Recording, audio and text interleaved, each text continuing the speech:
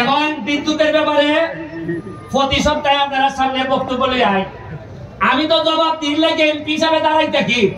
আমার দুঃখ হইল গত 30-40 বছরে কোন এমপি আসলা মন্ত্রী আসলা দাঁড়াইয়া কইছেন ভাই সাহেব কারেন্ট বেলা নেগা উঠছি।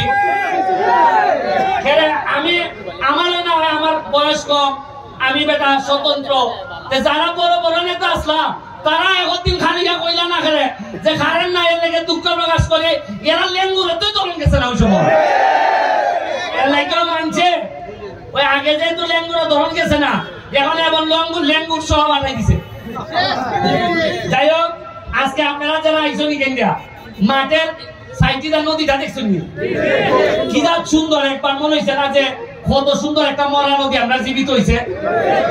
একবার কিন্তু হলজাত লাগে না যে এই 40 বছর আমরা এটার মধ্যে ময়লার ডাম্পিং আছে, ময়লার নাক দই এই জায়গা ভালো লাগছে। আজকে যে আপনারা আইসো এখন তো গন্ধ হয়েছে না, আপনারা বলে খালি নমুনা শুরু করছি, আর নমুনার পরে দেখবা খালি আমার একটু চেক আপ দিয়ে রাখতো এই হারাম দাদা হতে জানে আমার মাইনা লিখতো না ভালো বেশি দিন লাগতো না, আমার 2টা বছর সময় দেন, দেখবেন যে আমি সোনারঘাট মাধবপুরের ইতিহাস আমি কিভাবে বদলাইতে দেখবেন।